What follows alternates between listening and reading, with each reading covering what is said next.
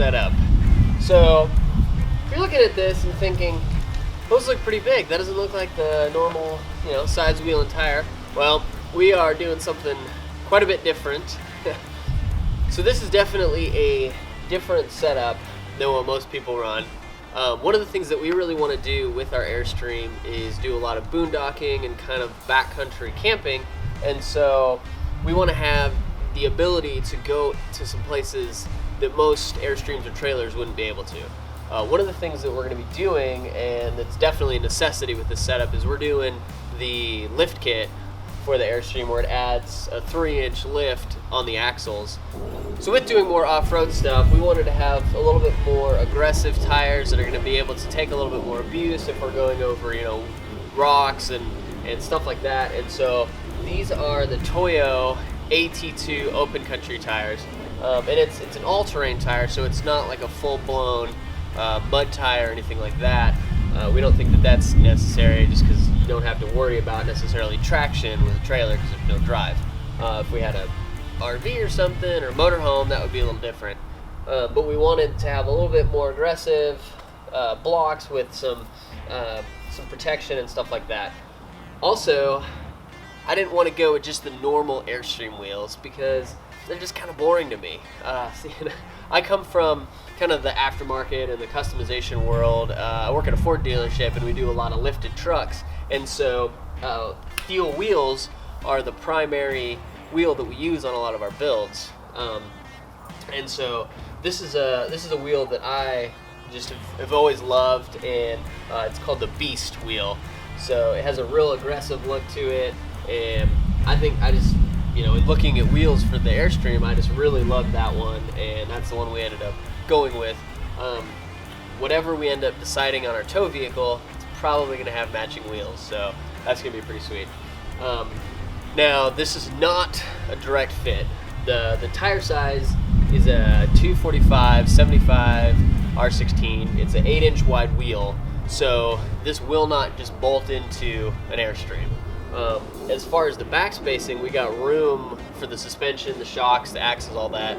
It's more the overall diameter and having to worry about the fender wells and that kind of stuff. We wouldn't have been able to run the factory fender wells in there, so we're going to have to fabricate some custom aluminum ones, which is already the plan. We're also going to have to do some clearancing. Luckily, the outriggers that are around the wheel wells are the ones that I have to replace because they see the most abuse. So I'm going to be able to space those out a little bit, and we're going to have to kind of cut the belly pan to fit that size, but all of that is stuff that I'm going to be customizing and putting new parts on anyway, so it's pretty straightforward for me. Now, if you were wanting to just do this, there'd be a lot more involved, so I wouldn't recommend going to a setup like this unless you're willing to do a lot of customization. So I think it's really cool. I'm super excited. It's one of those things where it's like you start to see stuff coming together, start to get parts, and it's getting exciting for me. I'm getting anxious to start putting stuff back on and stuff back together. Hopefully in the next month we'll really start putting stuff back on the Airstream. We're going to be putting the windows, the frames back in, those all cleaned up, painted. We'll be revealing that here pretty soon, and just kind of start to give an idea of what some of the styles and some of the design that we're going to be putting into this are going to be. So once the frame is done, we get the windows finished up, the frames put back in and all that, and some of the initial polishing done on it. Then we're going to do the lift, the shell lift on it, and the new subfloor and all that. And once we start to hit that point, stuff's going to start coming back together quite a bit faster.